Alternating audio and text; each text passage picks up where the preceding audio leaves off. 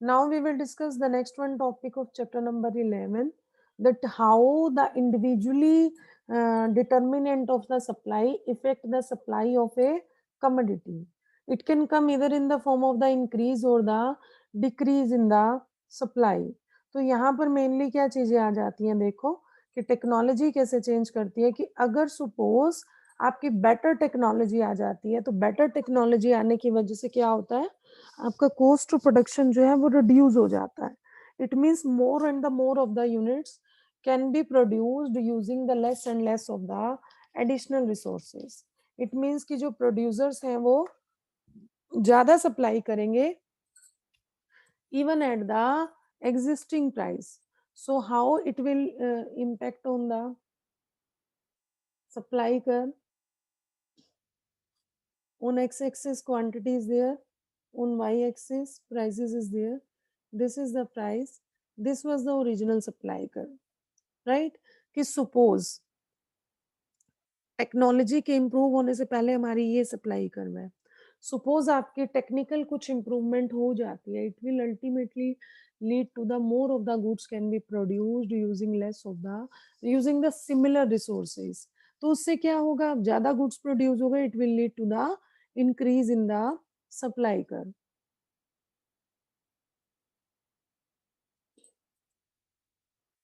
After that, second one determinant, how does change in the input price? Input means factors of production. The main thing, land, labor, capital, entrepreneur. ये supply curve को कैसे effect करते हैं, कि suppose आपके factors of production की cost बढ़ जाती है, तो अब आप सेम ही उस पे क्या कर सकेंगे, कम प्रोडक्शन दे सकेंगे, right? It will lead to the reduction in the supply of that commodity.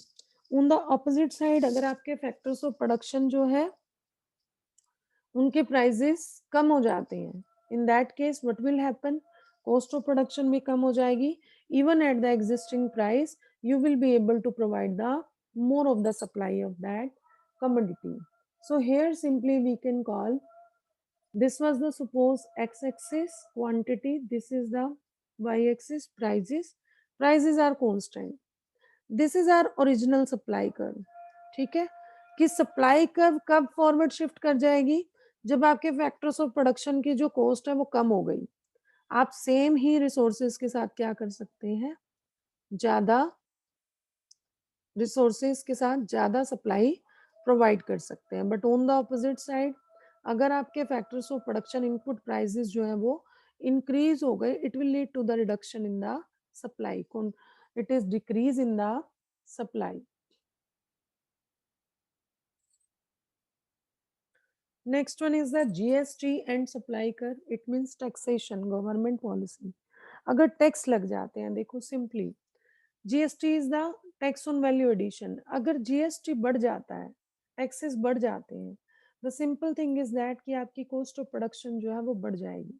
आप सर्विसेज को जो प्रोवाइड करेंगे उसकी कॉस्ट भी बढ़ जाएगी. तो सिंपली वहां पर क्या होगा कि एग्जिस्टिंग प्राइस पे जो सप्लाई है वो कम हो जाएगी, क्योंकि प्रोड्यूसर तभी सेम क्वांटिटी सेल करने की कोशिश करेगा जब उसको हाई प्राइस मिलेंगे.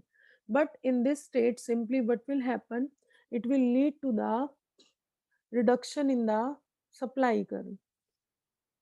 So simply here we can say this is the original supply curve before GST. This is the new one supply curve after GST.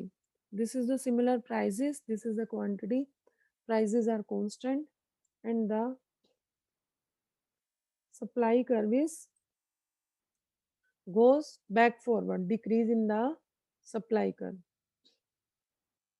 On the opposite side, if subsidies are there, government tax के साथ साथ subsidies भी देती है. तो अगर subsidies दे देगी तो इससे क्या होगा, no doubt the producer will be able to produce the things at a low cost of production. तो इवन एग्जिस्टिंग मार्केट प्राइस पे भी प्रोड्यूसर क्या करेगा, वो सप्लाई बढ़ा देगा. The simple thing will be there कि सब्सिडी की हेल्प से क्या होगा, the main thing prices are constant. This is the supply, this was the original supply curve before subsidy. After subsidy, the supply will be increased. This is known as the increase in the supply due to the subsidies provided by the government.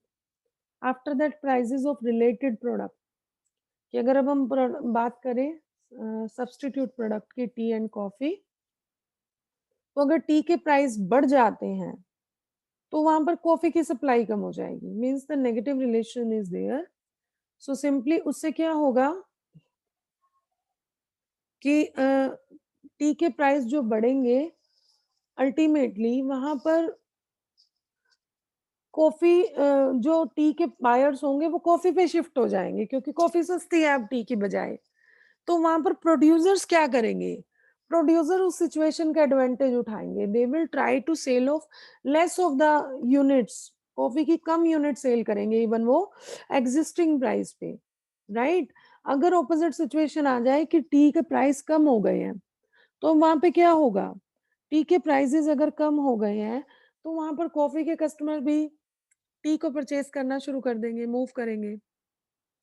अब producers के लिए क्या tension हो गई? Producer के लिए ये tension होगी कि उनका जो बायर है वो लॉस करेंगे. उस पे क्या होगा? इवन वो सेम रेट पे भी ज्यादा सप्लाई प्रोवाइड करने लग जाएंगे. So this is a situation of the prices of the related goods. कि यहाँ पर क्या होगा? The simple thing is there, quantity and price, ये आपका ओरिजिनल सप्लाई कर दिए है. फॉरवर्ड शिफ्ट कब जाएगा? अगर आपके खुद के प्राइसेस में चेंजेस, मींस कि उस प्रोडक्ट के रिलेटेड प्रोडक्ट के प्राइसेस में रिडक्शन आ गया. और अगर आपके रिलेटेड प्राइस के प्रोडक्ट में राइज हो जाते हैं, in that kind of state, what will happen? The supply will be reduced. This is the situation of the substitute products. After that, so these were the main factors which affect the supply in the different sense, different mode we can say.